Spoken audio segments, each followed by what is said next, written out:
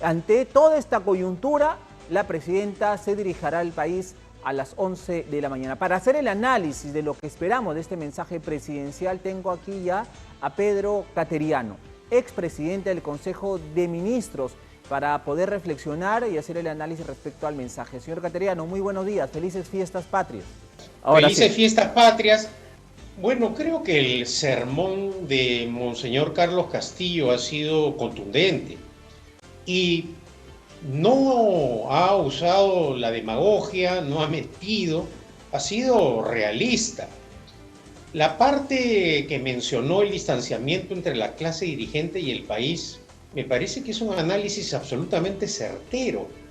Apreciamos a un gobierno alejado de la realidad y bueno, a un parlamento mucho más alejado, dedicado a encubrimientos ilícitos, a frivolidades, y creo que eso nos hace daño a todos. Que en un sistema democrático el gobierno y el parlamento estén alejados de la realidad es algo delicado, y creo que aquí hay un grave problema de gobernabilidad. Y en ese sentido, ¿acaso la carencia de un liderazgo político, la ineptitud para gobernar? Ahora estaba revisando cifras de la ejecución presupuestal para esta entrevista, y en inversiones, por ejemplo, el gobierno apenas ha ejecutado el 31.8%, y sectores tan gravitantes como Interior y Salud, por ejemplo, Interior 16.6% del proyecto de inversiones, Salud 19%. Acá hay varias explicaciones: la alta rotación de ministros, la inestabilidad política, pero fundamentalmente la ineptitud de un gobierno que, teniendo dinero, no lo gasta en favor de la gente.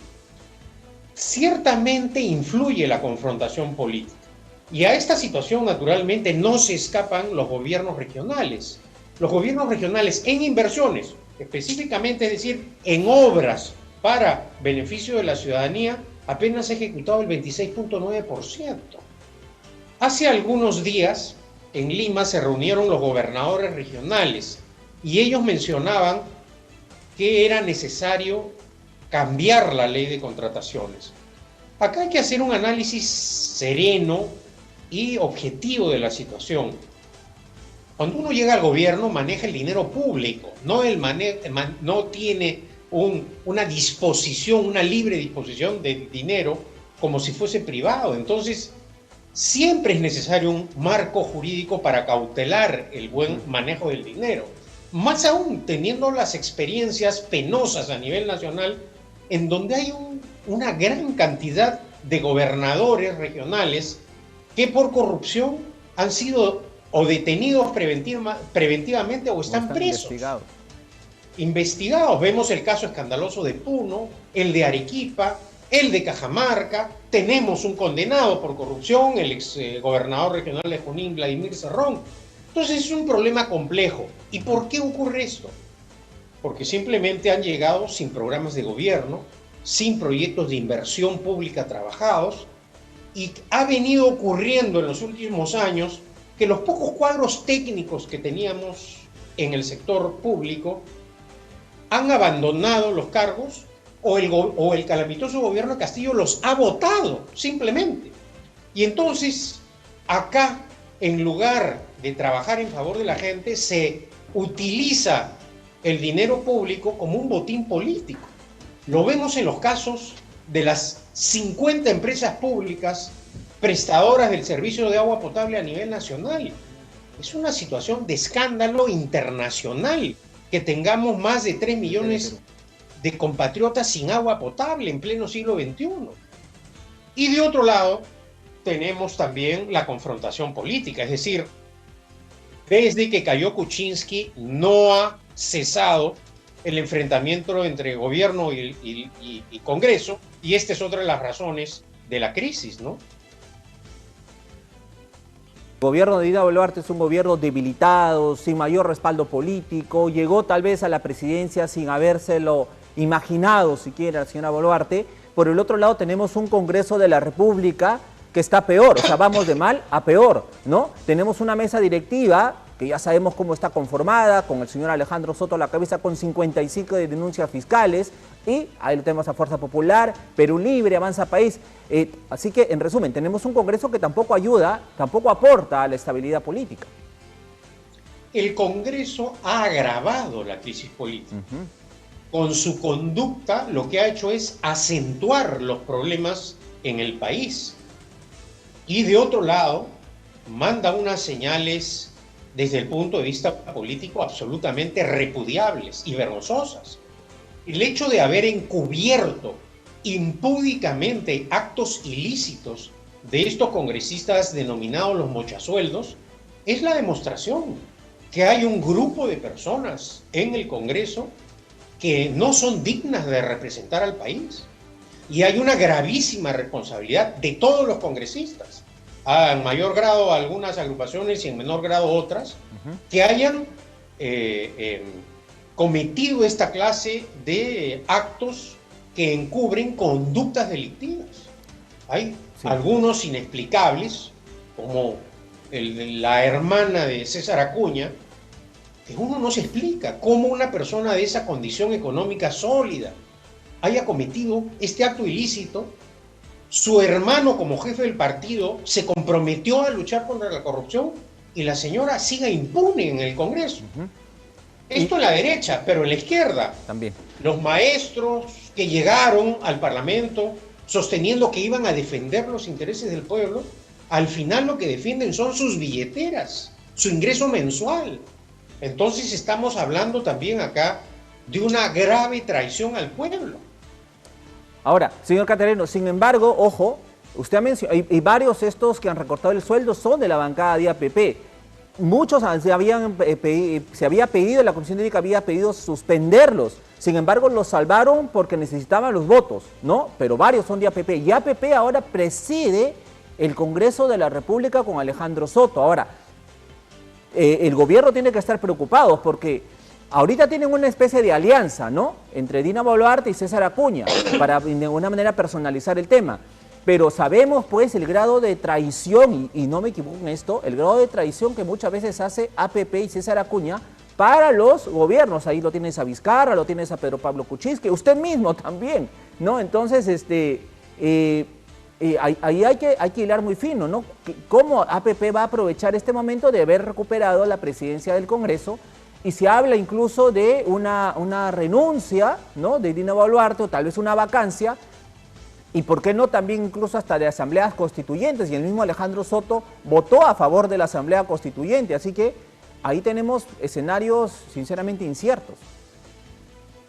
Sí, ciertamente. Además, ¿qué mensaje damos cuando sectores políticos del país pactan con un partido liderado, manejado por un condenado por la justicia, por el Poder Judicial, es decir, por un delincuente? ¿De qué se trata esto ya? ¿Hemos abandonado la capacidad de indignación? ¿Hemos dejado de lado la defensa de los principios y valores democráticos? Es decir, algunos justifican y dicen en el pasado hubo presencia de izquierdistas en la mesa directiva. Claro que hubo. Se ha mencionado el caso de Roberto Ramírez del Villar. Pero ¿cuál fue el compromiso con la presencia del señor Barrera? En primer lugar, no pertenecía, al margen de las discrepancias políticas, a un partido liderado por un delincuente. No había ese problema. Que dicho sea de paso, hay que preguntarnos hasta cuándo el Jurado Nacional de Elecciones va a permitir eso. Pero de otro lado, ¿cuál era el compromiso? Porque es bueno aclarar los casos. El compromiso era luchar contra la corrupción y evitar la impunidad de Alan García, que tenía un pacto con el fujimorismo en ese entonces. Acá no. Acá el pacto no escrito entre Soto, el fujimorismo, Perú Libre, Acuña y el resto es por la impunidad. Es por no tocar aquellos parlamentarios que están metidos en serios problemas legales.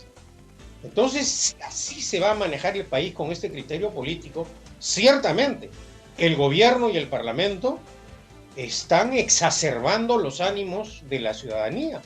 que con justa razón protesta. Señor Cateriano, finalmente, a las 11 de la mañana la presidenta Boluarte se va a dirigir a la nación. ¿Qué espera de este mensaje o qué no espera del mensaje, cree usted? En realidad no espero mucho del mensaje, teniendo en cuenta la trayectoria política de la presidenta Boluarte y de su comportamiento como jefa de Estado. ¿Acaso este sermón de Monseñor Castillo la haga reflexionar? Esta es la oportunidad que tiene para hablarle con la verdad al pueblo. Ella ha tonteado a los ciudadanos, ella ha mentido, ella ha ocultado la verdad. Este es un momento dramático del país donde la presidenta está, no solo por mandato constitucional, de decirle la verdad al país, sino también en defensa de nuestro débil sistema democrático que está amenazado en este momento. ¿Adelanto de elecciones sería la solución? Bueno, el adelanto de elecciones ya se acordó y vimos que rápidamente el gobierno y el Parlamento, por intereses personales, partidarios, lo dejaron de lado. Y ese es un problema que no está resuelto. Y la presidenta tiene que hablar con la verdad. No basta mandar un proyecto de reforma constitucional. Hay que hacer una defensa política de la necesidad de salir de este proceso de enfrentamiento, de polarización política, que lo único que hace es hacer daño a las grandes mayorías nacionales, porque ya nuestra economía se está resintiendo de esta situación de inestabilidad política y confrontación. Efectivamente, más temprano conversábamos con Luis Miguel Castilla, el exministro de Economía, y nos dio el panorama completo de la complicada situación económica que tenemos. Como presidente de Libertad Popular, ¿cuál es su posición ya como partido político, un nuevo partido político en torno a este adelanto de elecciones? ¿Esa es la salida para la crisis política o qué otro camino tendríamos? Bueno, una simple precisión, el presidente del partido es Rafael Belaúnde Llosa.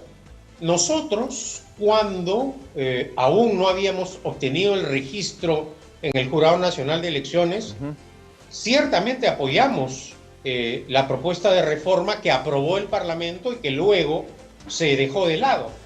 Creemos que si la situación continúa tal como está desenvolviéndose, naturalmente, más temprano que tarde, el gobierno y el Parlamento se van a ver obligados a encontrar una salida política y constitucional a esta grave crisis.